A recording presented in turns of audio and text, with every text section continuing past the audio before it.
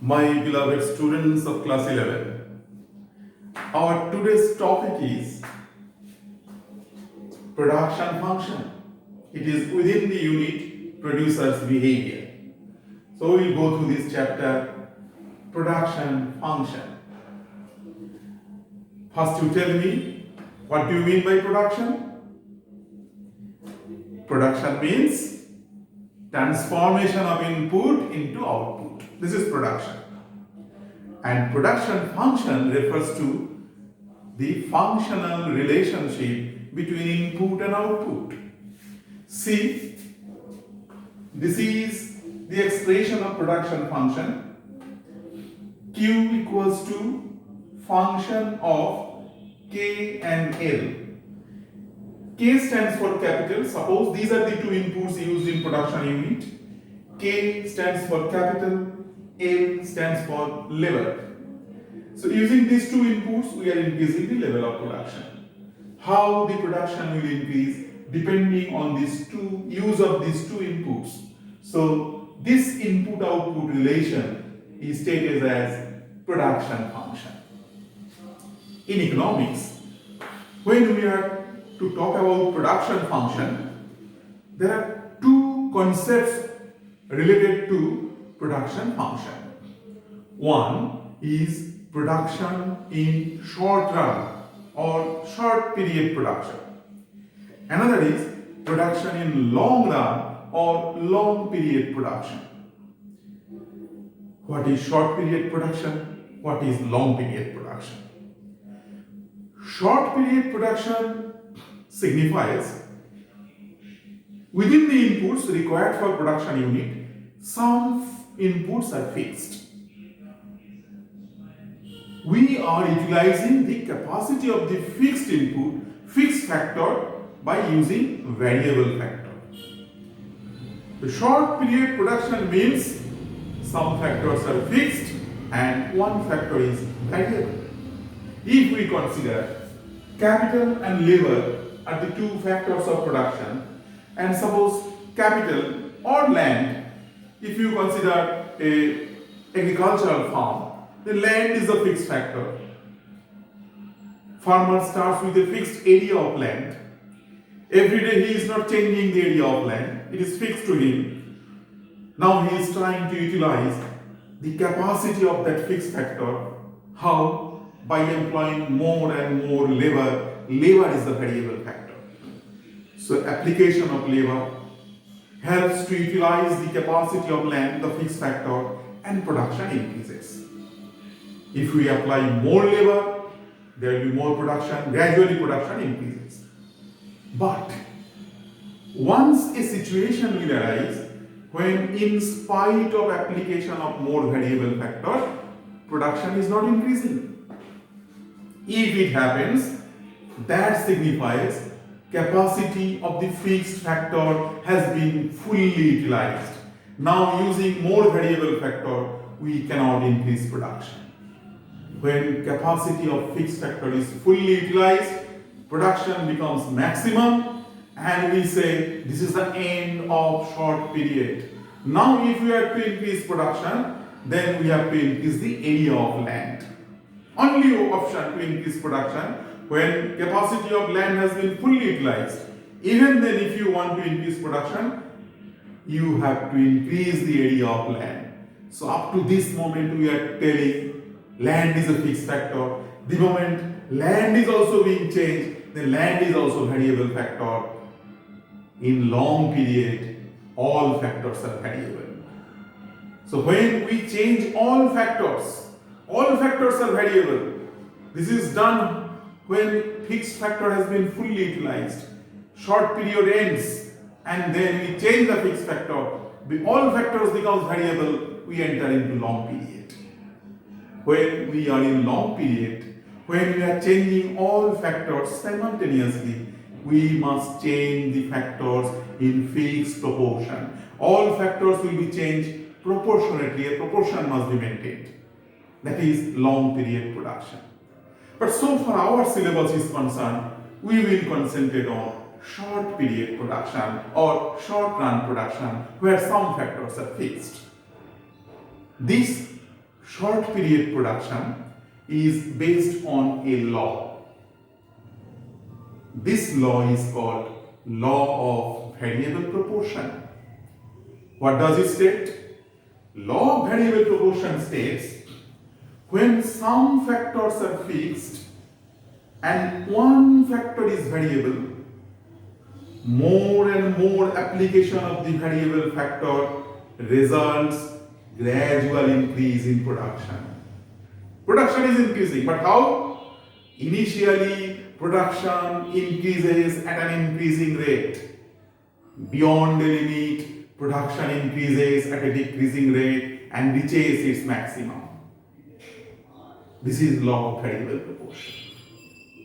It will be better explained with the help of a numerical example. We have given one numerical example here. This column is for the use of variable factors. Some factors are fixed. This column is for variable factor, and we are seeing how total product is increasing gradually with the increase in use of variable factor. But when we are talking about law of variable proportion, we must know some assumptions behind this law. Assumption number one, some factors are fixed. Number one. Number two, every unit of the variable factor is equally efficient. And number three, state of technology is unchanged, it is given. On the basis of these three assumptions, we explain law of variable proportion. This is a numerical example of that law. First, one unit of variable factor has been used and production 2 units. Along with it, we will also measure marginal productivity. Marginal productivity means production from 1 unit of labor.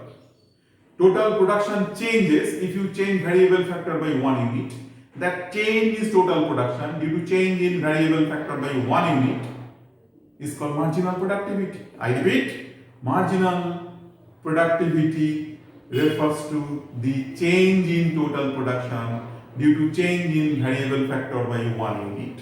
So in first unit, total production is 2, marginal product also 2. As because it is against 1 unit, production increase, variable factor increase by 1 unit, production 2, this is also marginal product. At first unit, total product and marginal product is same.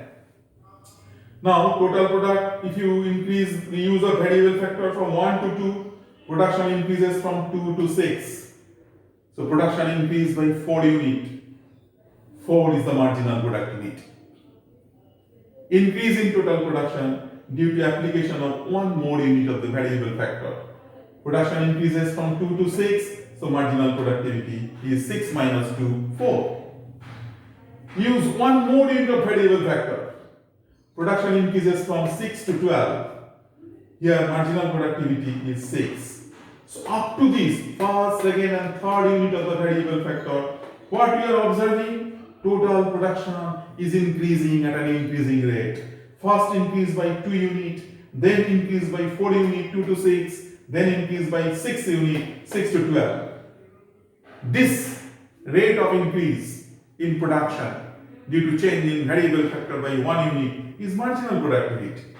So long total production increases at an increasing rate, marginal productivity gradually increases 2, 4, 6. But after some time, situation will change.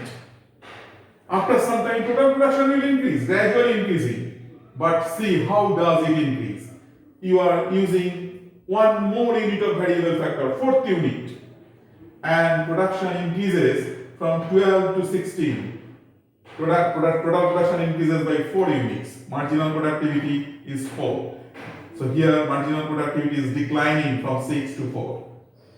Now 5th to 6th unit, total production 16 to 18 increased by 2 units.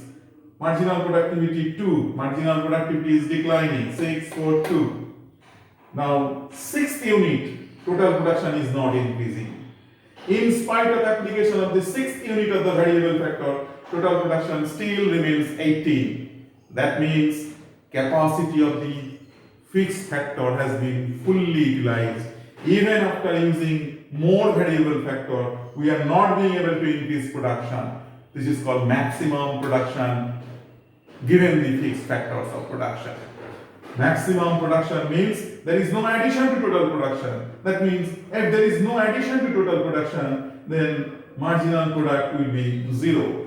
So you always keep in mind, when total is maximum, marginal is zero. It's the end of short period. Now if you try to increase production by applying more variable factor, then instead of increasing production, production may decline. And if production declines, marginal productivity will be negative. 18 to 17, so marginal productivity is 1. This is law of variable proportion. When some factors are fixed and one factor is variable, more and more application of the variable factor results gradual increase in production. Initially, production increases at an increasing rate, beyond the limit, increases at a decreasing rate, reaches its maximum, and then declines.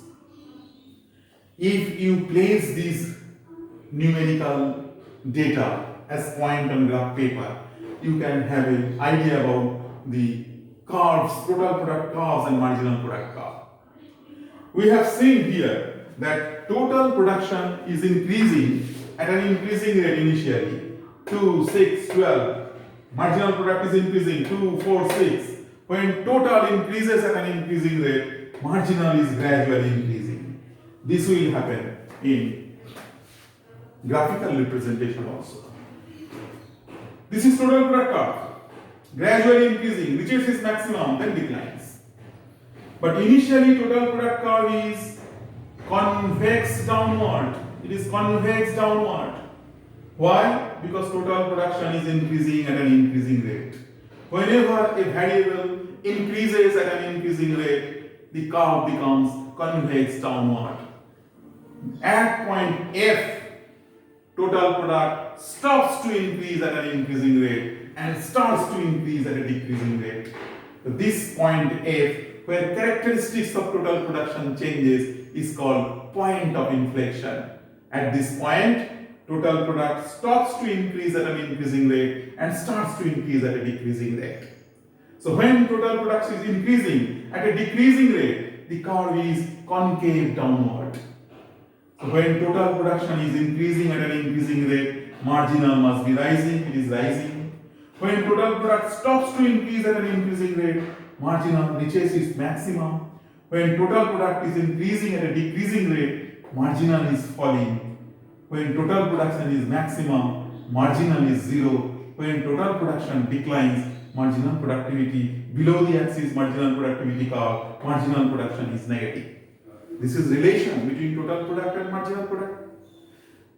Relation between total product and marginal product. Number one, so long total product increases at an increasing rate, marginal product gradually increases. When total product stops to increase at an increasing rate at point F, marginal product is maximum. When total product is increasing at a decreasing rate, concave downward, marginal product is falling. When total product is maximum, marginal product is zero. When total product declines, marginal negative. This is the relation between TP and MP.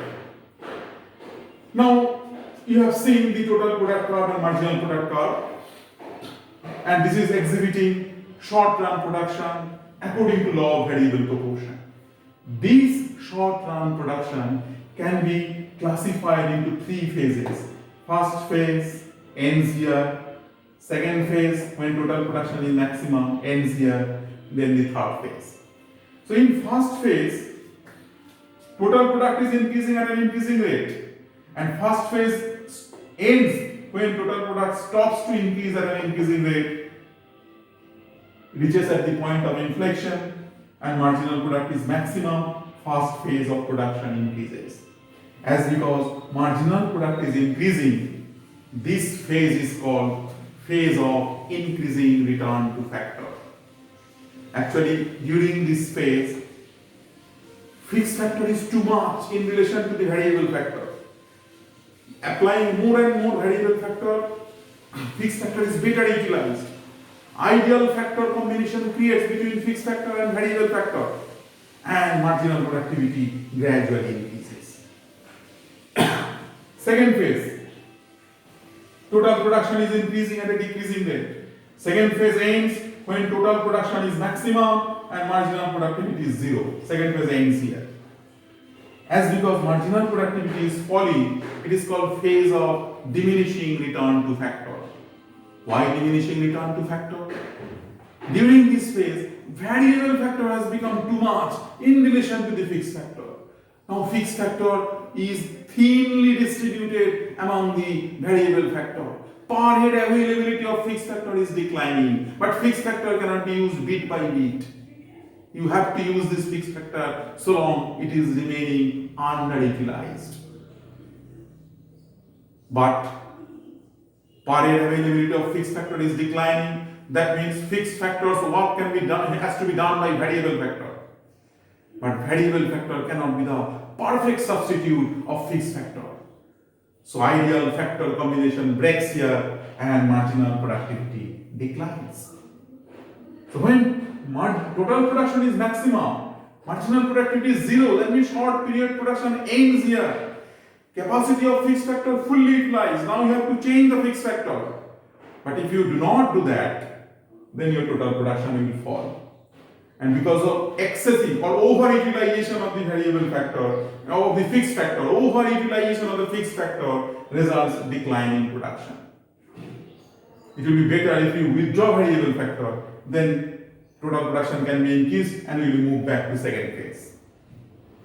So these are the three phases. In this phase, marginal productivity is negative. So it is called negative return to factor. Generally, producer is operating in second phase. Why not in first phase? In first phase, production is increasing at an increasing rate. In every step, in every use of variable factor, we are getting higher return. So if we stop, we will miss the next higher return. We cannot stop in first phase. To have the higher return by applying variable factor, higher return of production is possible. If you stop at any point, you will miss that higher return. So you will continue to produce and enter into second phase. In third phase, where total production is declining, marginal is negative, producer should not operate. So only viable phase of production, economically viable phase of production is second phase of production. Producers are operating in second phase. Although marginal is declining here, but marginal is positive. Something is being added to total production. Total production is gradually increasing and becoming maximum. So to make your production maximum, you have to enter into second phase. You will operate in the second phase. And in which point of second phase you will stop, that depends upon cost condition also. Because cost and revenue will fix up the profit. Producers are motivated to maximize their profit. So the point where profit will be maximum, they will stop at that point of second phase. This much today. Thank you.